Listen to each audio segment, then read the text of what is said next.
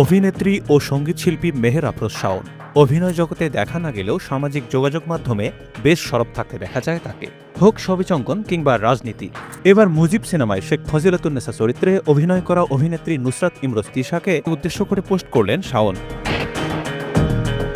10 August রোববার তিশার একটি ভিডিও শেয়ার করেছেন শাওন, যেখানে তিশাকে মুজিব একটি জাতির রূপকার সিনেমায় নিজের ভালো লাগা শেয়ার করতে দেখা গেছে।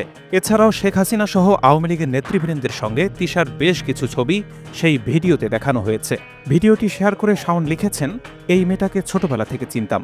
নতুন কুড়িতে আমার ছোট বোনের সঙ্গে এক ব্যাচে ছিল, একই গানের শিক্ষকের কাছে তালিম নিয়েছে।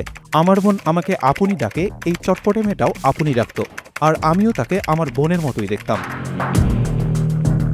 তিশা প্রসঙ্গে শাওন আরও লেখেন, ১৯৯৬ সালের জাতীয় সংসদে আমার মায়ের সহকর্মী এমপি শাহিন মনোয়ারা হক ওর খুব সম্ভবত খালা হন। তখনও প্রায় কমন প্ল্যাটফর্মে এই মিশুক মেয়েটার সঙ্গে দেখা হতো। আমার পরিচালনায় একলা পাখি ধারাবাহিকে অভিনয় করার সময় অনেকটা দিন কাছাকাছি ছিল। এফডিসির কোনো সভায় দেখতাম তৎকালীন তথ্যমন্ত্রী হাসানুল হক ইনুকে ইনু মামা ডেকে শ্রদ্ধা ভরে বিভিন্ন আবদার করছে।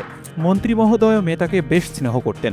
মুজিব একটি জাতির রূপকার সিনেমায় অভিনয় করেছেন তিশা, তবে সেই সিনেমাটি এখনও দেখা হয়নি জানিয়ে শাওন আরও লেখেন, ছবিটি দেখা হয়নি, দেখার ইচ্ছেও নেই। বাস্তব জীবনে মেয়েটার যে অভিনয় দেখলাম, শখ মিটে গেছে।